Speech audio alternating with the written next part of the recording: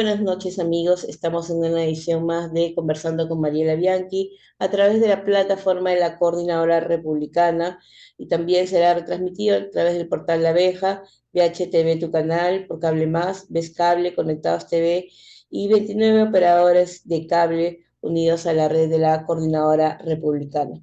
El día de hoy vamos a hablar sobre un tema muy importante que nos convoca, que es la ideología woke en la inauguración de las Olimpiadas, la batalla cultural.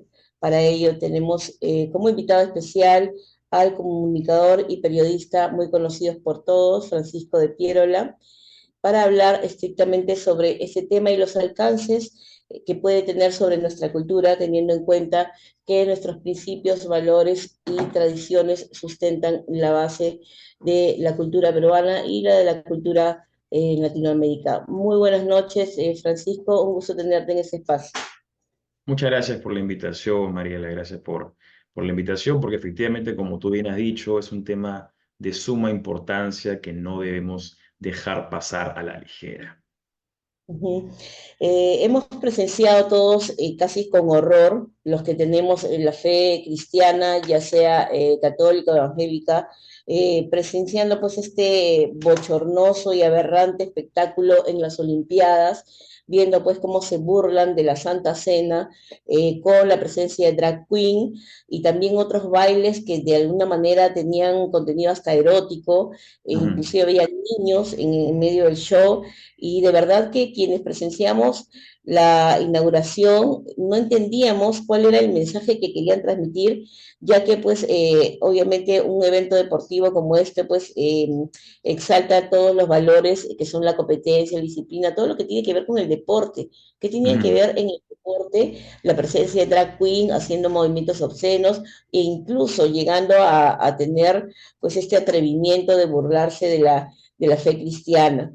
¿No? Y analizando un poco todo este tema, han habido muchos pronunciamientos, pero nosotros desde aquí, desde este espacio, queremos conversar contigo respecto a las implicancias de la ideología woke, que Ujú. muchos no conocen, no saben en qué consiste, y si no sabemos en qué consiste o de qué, cuáles son las implicancias de esta ideología, no conocemos al enemigo, entonces no sabemos cómo enfrentarlo. Por ello es importante contar con tu participación, Francisco, Pancho para los amigos, como me dices, y que nos des un alcance para los que no conocen qué es la ideología woke y cuáles son los peligros de esta ideología.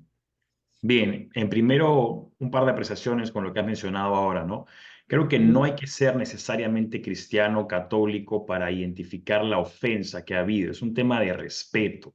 Es un tema de respeto a la creencia o a la religión, a la fe, al credo del prójimo, al credo de otra persona. Seguramente habrá personas de otras religiones que también habrán encontrado ofensivo este espectáculo macabro, porque no estamos hablando solamente de la escena final donde hay la mofa, la burla, la última escena, sino que estamos hablando de todo el espectáculo que tiene una serie de imágenes, de ilustraciones que justamente buscan hacer referencia a escenas diabólicas, a escenas diabólicas que aparecen incluso en la Biblia como representativas de lo demoníaco, ¿no? Entonces, la razón por la cual estas personas han hecho esta presentación, a pesar de que inicialmente dijeron que no era su intención burlarse, no era su intención copiarse, no era su intención hacer una referencia a a la última cena o a escenas bíblicas, es provocar. Porque una vez que provocan a las personas, como ha sido el caso tuyo, el caso mío y el caso de millones de personas, porque estamos hablando que el cristianismo abarca a 2.600 millones de personas en todo el mundo. No es una minoría digamos, puede ser ignorada. Estamos hablando de una gran población. Entonces, este grupo de personas se ha visto ofendido, ha habido una reacción y ahora estas personas, estos progresistas, estos wokes, estas personas del marxismo cultural, utilizan esta reacción de la población como una excusa para continuar victimizándose, porque esa es la piedra angular de esta ideología woke. Y acá hay que hacer un paréntesis para hacer una comparación en cómo es que ha ido evolucionando la izquierda. Ujú. El marxismo separaba a la población en dos. entre burgueses y proletarios. Así La es. unidad de diferenciación que había entre los opresores y los oprimidos era una unidad cuantificable, que es el capital, el dinero. La plata era lo que separaba a los opresores de los oprimidos. Y la Ujú. ideología marxista buscaba unir a todo este pueblo de oprimidos, a todos los obreros del mundo, en contra de los burgueses. Por supuesto, conocemos ya, porque la historia lo ha evidenciado en repetidas oportunidades, que ese sistema político donde se separa la población, se hace la lucha de clases, nunca funciona y que por el contrario, si bien logra la igualdad, utiliza o logra la igualdad hacia abajo. Todos terminan siendo pobres. Un perfecto ejemplo de eso es lo que ha ocurrido en Venezuela, que era uno de los países más ricos de la región en la década de los 90 y ahora es de los países más pobres en la década, bueno, 25 años después. Cuba es Y un ejemplo. ahí precisar que solamente la pobreza va para el pueblo, pero la cúpula se enriquece Claro, por con todo el supuesto. dinero. Sí, pues no, es conocido que Hugo Chávez tenía un caudal de dinero y también lo mismo con Nicolás Maduro, las personas allegadas, la cúpula y los familiares, ¿no? Luego, como la izquierda no funcionó, como este programa marxista no funcionó, tuvieron que ir encontrando una nueva manera de buscar la victimización. Entonces, han ideado este concepto que se llama la interseccionalidad, donde tienes nuevamente a personas que son los opresores que están en la parte de arriba y a los oprimidos que están en la parte de abajo. Pero la unidad de diferenciación ya no es el capital o solamente el capital, sino que es el privilegio. El privilegio es un concepto absolutamente subjetivo, porque cualquier persona que se sienta víctima de la sociedad puede identificar a su contraparte como un privilegiado y que por consiguiente es opresor. Y cualquier persona que se autoperciba como víctima puede exigirle a su Estado, a su gobierno, a los organismos internacionales, a ONGs, que le otorguen a sí mismo privilegios disfrazados de derechos y que, por el contrario, a las personas que se encuentran en la categoría de opresores, les resten los derechos sobre pretexto de justicia social. Esa es la estrategia que buscan hacer estas personas. Y en la parte superior tenemos, digamos, todo lo que se considera hoy día como malo. Y digo malo porque genuinamente vemos cómo en la cultura, en el arte, se quiere separar de la palestra, se quiere alejar a cualquier persona que represente la opresión, que es hombres blancos, heterosexuales, eurodescendientes, angloparlantes, y no solamente nos quedamos ahí, sino que vamos también a personas delgadas, personas cisgénero, porque ya incluso entramos en el tema este de transgénero, personas con cabello rubio, si quieres incluso, y en la parte inferior tenemos a todas las contrapartes, que son quienes no sean blancos, mujeres, transgénero, personas con obesidad, personas que no hablan inglés, personas que no sean eurodescendientes. Y el problema está en que ya no solamente hay una calificación definida, sino que el espectro para poder victimizarte es ilimitado y se incentiva a la población a hallar nuevas maneras de victimización, nuevas maneras para diferenciarse de los demás. Esto lo hace una ideología que presuntamente es inclusiva, pero es lo más excluyente posible, porque busca separar a la población en todas estas posibilidades de combinaciones dicotómicas, donde uno es opresor y otro es oprimido. Entonces, el opresor tiene que ser visto sí o sí como el malo y el oprimido es el único que puede estar orgulloso de algo sobre lo que no tiene control, como es la raza, como es el sexo, como es la sexualidad. Y aquí hay un tema muy importante, porque vamos a la base de todo del neomarxismo, ¿no? Que es la lucha de las contradicciones, la exacerbación de las contradicciones, el dividir a la sociedad, fraccionarla en grupos justamente para que se generen estas diferencias entre hombres y mujeres, negros y blancos, entre personas heterosexuales y homosexuales, y todas las diferencias posibles, ¿no? Entonces, aquí vemos que la raíz sigue siendo la misma, el generar división, confrontación, y en este Ujú. caso, como dices, para generar un beneficio económico que finalmente pues promovido por estas ONGs que lucran y viven de eso. Y Pero más allá, además de eso, es una herramienta política para llegar al poder, porque si convences a una población de que son víctimas, de que son oprimidos del sistema, y estos políticos se autoperciben o se autocoronan como los únicos capaces de resolver esa necesidad inventada, entonces van a garantizar que estas personas voten por ellos. Es lo mismo que ujú, ocurría 100 años atrás, está ocurriendo todavía, sucede ahora también con la nueva izquierda, que ya no ujú. busca esta victimización o esta opresión solamente con el tema del capital, sino que es con cualquier situación que se le impone a esta persona. Tú eres una víctima, tú no eres culpable de nada. Todos tus problemas mentales, psicológicos, ansiedad, depresión, son consecuencia del heteropatriarcado capitalista opresor que te ha hecho de esta manera. Yo, como político de izquierda, voy a resolverlo, pero para eso tienes, por supuesto, que votar por mí. Y una vez que yo esté en el poder, voy a darte todos los consentimientos que quieras. Pero, por supuesto, esto no acaba ahí, sino que hay que buscar nuevas maneras de victimización, hay que buscar nuevas maneras de responsabilizar al sistema para poder garantizar la continuidad de esta asunción al poder. Justamente hablamos de lo que es la batalla cultural. Estamos viendo una situación en la que este tema neomarxista va al campo ya cultural y pretende pues atacar y destruir nuestras formas tradicionales de pensar, de vivir, para atacar la familia, para atacar nuestra cultura, nuestros valores, nuestros principios, porque solo destruyendo a la sociedad por dentro, y en este caso a la familia, ¿no? Que es la célula básica de la sociedad, van a pretender subvertir nuestra cultura para imponernos esa nueva forma de pensar, esa nueva cultura, que según ellos es la mejor o es la que han diseñado para una nueva forma de vivir. Y entonces estamos en un escenario de una batalla cultural. Y en esta batalla cultural, Francisco, la pregunta directa que te hago es, ¿quiénes son nuestros enemigos visibles e invisibles? ¿Contra quiénes estamos peleando? Bueno, tenemos los evidentes que son los progresistas. Es una izquierda que se autopercibe como derecha, pero al decir que son de derecha están demostrando su propia ignorancia o su propia, o que están cegados por la pasión, porque no se puede ser de derecha, pero al mismo tiempo insistir en esta imposición de igualdad de llegada, que es lo que promueve la interseccionalidad.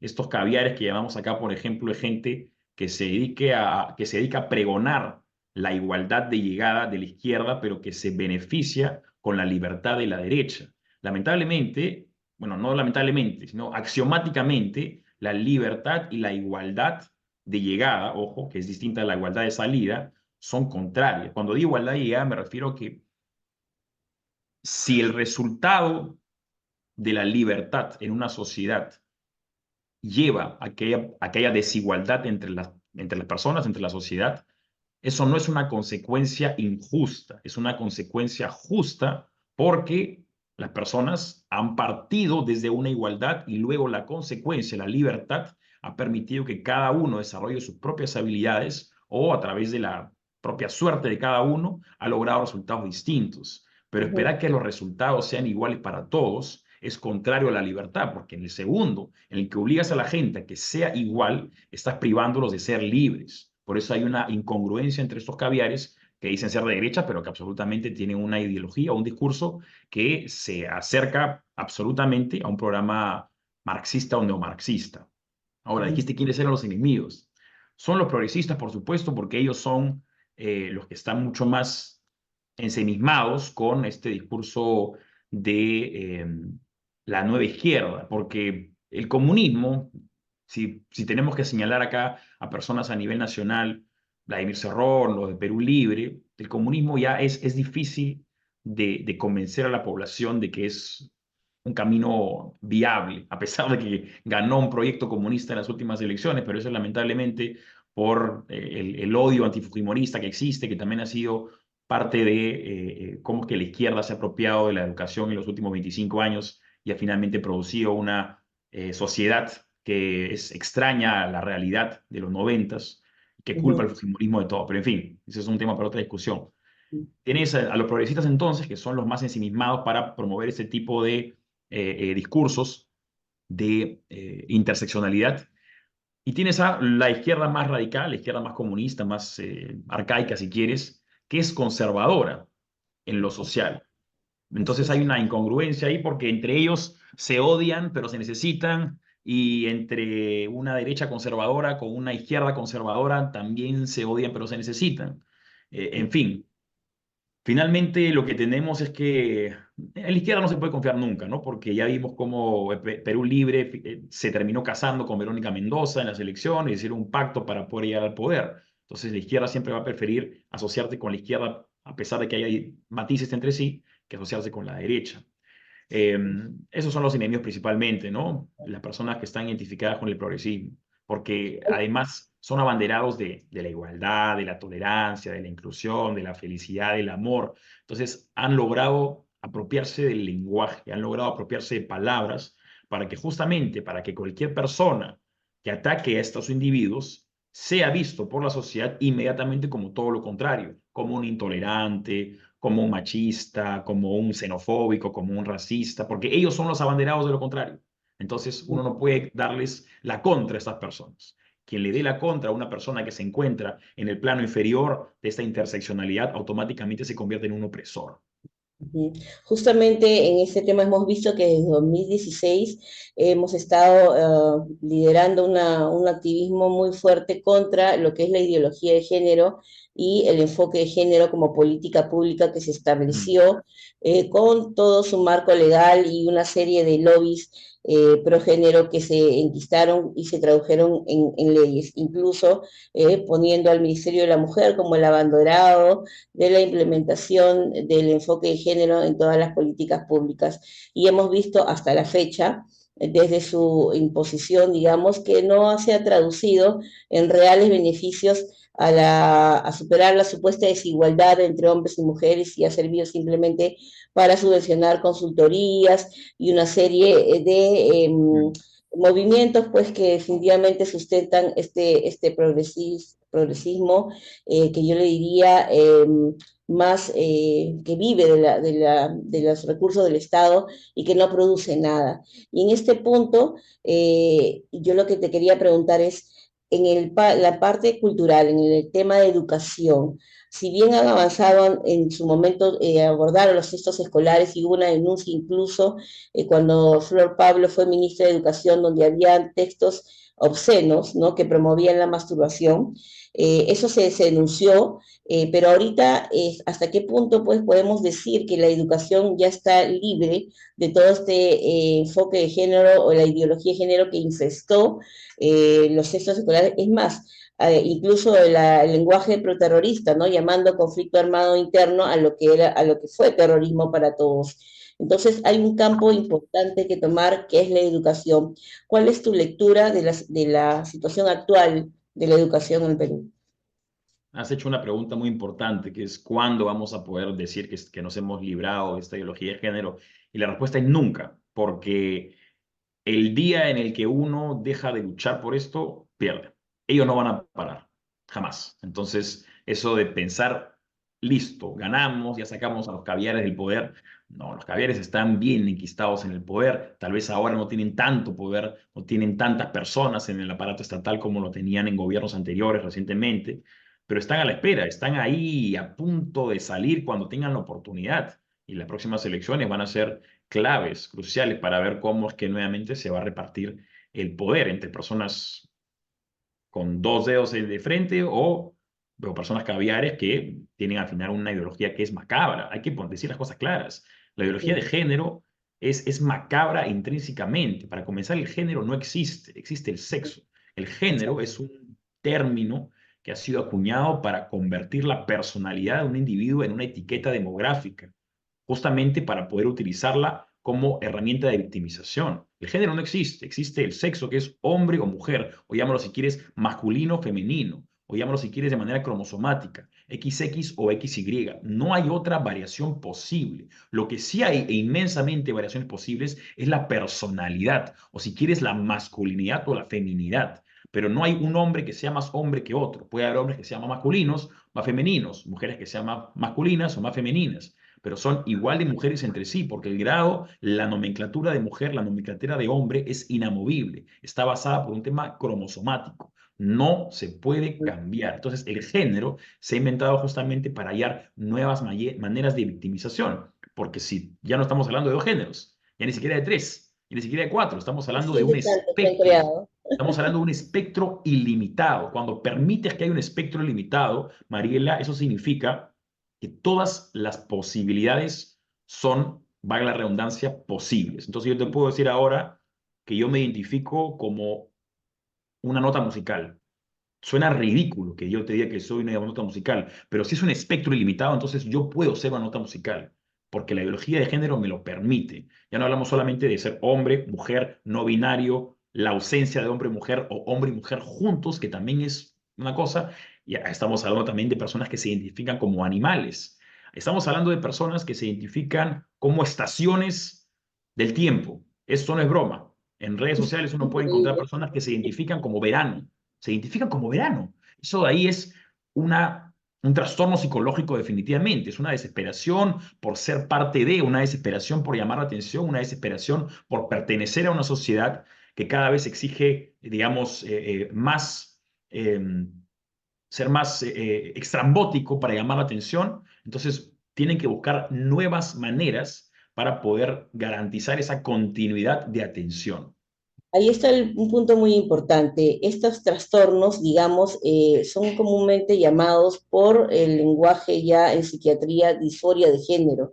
Y Ujú, quien no se acepta en el sexo biológico en el que ha nacido, pues merece un tratamiento para que pueda aceptar el sexo en el cual nació. ujú, Entonces, hace poco vimos que hubo un ingreso justamente de esta terminología dentro del catálogo de psiquiatría y obviamente, pues este tema progre, alzaron el grito en el cielo, hicieron que la Defensoría del Pueblo se pronunciara, pero en realidad, cuando tú no aceptas tu sexo biológico, estamos hablando de disforia de género. Y no es ujú. malo decir de que alguien puede tener un trastorno, pues para el trastorno tiene que ser tratado con los alcances que la medicina establece. Sin embargo, pues todo lo que es el tema de género, además del tema cultural, también desconoce la ciencia, la biología, ¿no? Ujú. Y obviamente, más allá de eso, también busca pues destruirnos como sociedad, porque al margen del tema biológico en sí, está un trasfondo de disminuir la población mundial promoviendo el homosexualismo para que obviamente pues si tú reduces esa capacidad de procrear, también reduces también la Ujú. posibilidad de disminuir la población. O sea, hay todo un mecanismo para Sí. atentar directamente contra nuestra sociedad. Y entonces, Y claro, Francisco, promover la, también el aborto y promover el embarazo asistido, ¿no? Quieren que el embarazo ya no sea natural, sino que sea artificial. Esto acá es por una razón. Tú bien has dicho que la familia es la base de la sociedad. La familia lo que garantiza es la continuidad de las tradiciones, de los valores. Siempre hemos sabido que la familia es la base de la sociedad porque es donde el individuo puede buscar a ampararse, ¿no? Uno depende de sus pero padres, justo, depende de sus hermanos para que no solamente eh, te ayuden en el desarrollo emocional, físico, sino también económico. Si uno necesita ayuda, va donde su familia. Pero si rompes ese esquema, si haces convencer a una población joven de que la familia es una imposición del heteropatriarcado capitalista o es una imposición de lo tradicional, ¿no? Porque el progresista es como un adolescente perenne. El adolescente, tú has sido adolescente, yo también he sido adolescente, es una época de rebeldía donde nos queremos enfrentarnos a todo lo que representa la autoridad, el Estado, el gobierno, los profesores, el director, los papás, las reglas. Pero llega un punto en el que uno tiene que reconciliarse porque tiene que entender que si es que quiere continuar en este camino, quiere continuar en esta vida, no puede echar la culpa a los demás, sino que uno tiene que ser responsable de sus propias acciones y tiene que tomar acción para poder continuar en esta vida. Entonces, el progresista es un adolescente que nunca termina de crecer y que siempre, permanentemente, se dedica a culpar a los demás. Bien, entonces, eh, estamos ante esta ruptura de la familia porque cuando convences al individuo de que no es la familia el lugar, no tiene que buscar ese confort, ese amor, ese afecto, esa continuidad de tradiciones, reemplaza la familia por el gobierno, porque el individuo innatamente va a buscar siempre la pertenencia. Somos seres gregarios que buscamos ser parte de algo, buscamos ser aceptados. Eso es absolutamente exacto, natural de nosotros. Entonces, exacto. si no tienes la familia como un mecanismo identitario, vas a buscar el sistema, vas a buscar un colectivo, vas a buscar una herramienta de victimización como herramienta identitaria. Y eso es peligrosísimo. Para ir terminando, Francisco, Elon Musk hace poco declaró que la ideología woke había asesinado a su hijo, que Sí. lo habían engañado y que le hicieron firmar unos papeles, pero no tenía bien claro cuáles eran las implicancias de esto. En ello Mm. también, lamentablemente, se enteró que habían esterilizado a su hijo. Y bueno, pues ya no se llamaba Jesús, si más no me equivoco, sino Vivian, algo así. Sí, pasó de Javier a Vivian. Vivian, sí. Entonces, qué lamentable, y él obviamente se declaró enemigo de esta Sí. ideología. Bueno, nosotros, como padres, bueno, obviamente somos de generaciones distintas, pero tú que tienes mucho más llegada a los jóvenes, ¿qué les dirías a ellos, a los jóvenes universitarios o a aquellos que están terminando el colegio, incluso a los padres, cómo despertar frente a este ataque sistemático a la familia, a los principios, a valor y a nuestra cultura en sí? Ujú. Bueno, primero que nada, Elon Musk creo que ha sido el mejor jale que ha tenido, hemos tenido de ese lado en los últimos tiempos, porque cuando él asume y además compra Twitter, y ahora X, lo que hace es permite que haya una mucho mayor libertad, ¿no? Justamente el día de ayer Agustín Laje, dicho sea de paso, recomiendo este libro suyo, La batalla cultural de Agustín Sí, Laje, buenísimo. Él decía el día de ayer, es impresionante cómo es que cuando se permite más libertad de expresión, ineludiblemente las personas terminan yendo más hacia la derecha, porque esto acá lo que ha evidenciado es cómo es que la prensa la mayoría de prensa al menos, es un monopolio de personas de izquierda, o ya sea progresistas o son personas que son tibias, y la neutralidad en tiempo de crisis moral es un pecado, ¿no? No puede ser aceptable. Entonces, cuando Elon Musk compra Twitter y permite que ya no haya esa censura a todo lo que es discurso de odio, por supuesto, es no reconocer que una persona puede ser, que se puede autopercibir como hombre y mujer al mismo tiempo, o sea, ir en contra de la ciencia, o mejor dicho, la ciencia es un discurso de odio para estos progresistas, ¿no?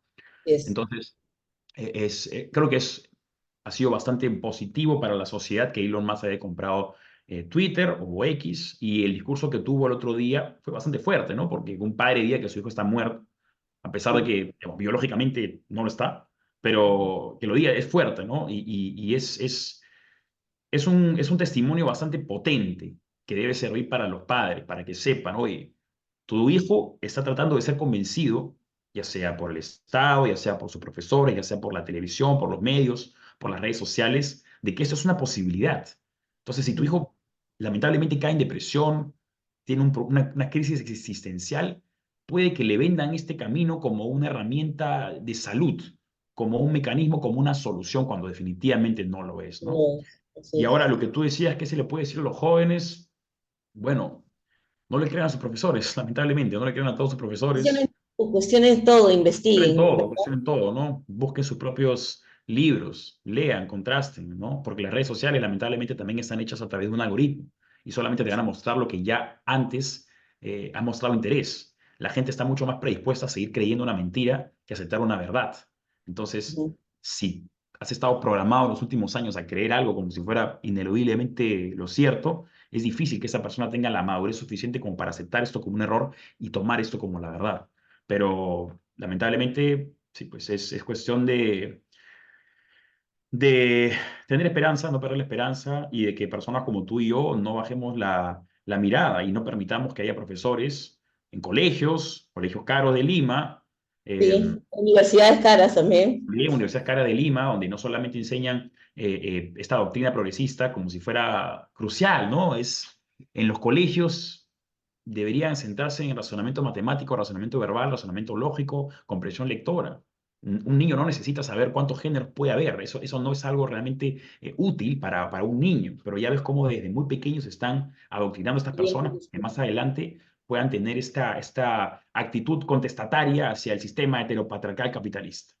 ¿No? Y además también hay un tema grave que se advierte que pretenden hipersexualizar a los niños, ¿no? Enseñándole la masturbación, que exploren Sí. su cuerpo y otras cosas terribles. Pero para eso justamente estamos los padres y también los hermanos mayores, que podamos ilustrarnos un poco más Ujú. y instruir a nuestros jóvenes, a nuestros adolescentes, porque hay un peligro en la sociedad. En la casa es donde podemos conversar y compartir nuestros valores, nuestros principios y advertirles que cuando vayan a la universidad, al colegio o a cualquier otro grupo social, estén firmes en quiénes son, Sí. en los principios, en los valores y en lo que somos como sociedad, ¿no? Habrán miles de teorías, miles de ideologías, miles de peligros en la calle, pero mientras hay una familia unida, sólida, en la que pueda compartir y conversar justamente sobre estos principios o valores, creo que será una columna vertebral irrompible frente a la cual ningún otro peligro trascenderá. O sea, nuestro trabajo como sociedad, creo, es que trabajemos juntos para fortalecer nuestras familias, la comunicación, el Mm. diálogo con los padres, los hermanos, y juntos poder superar este peligro, Francisco, que estamos atravesando. Muchas gracias, Mariela, por la invitación y ojalá que la audiencia que nos escucha o que nos ve pueda no solamente aceptar este mensaje que hemos tenido en esta conversación, sino también comunicárselo a otros, ¿no? Porque es cuestión de eso, de pasar el mensaje. Así es, muchas gracias Francisco y a seguir con la batalla cultural, que esto recién comienza y tenemos para rato. Muchas gracias, muchas bendiciones. Chao, chao, chao, gracias.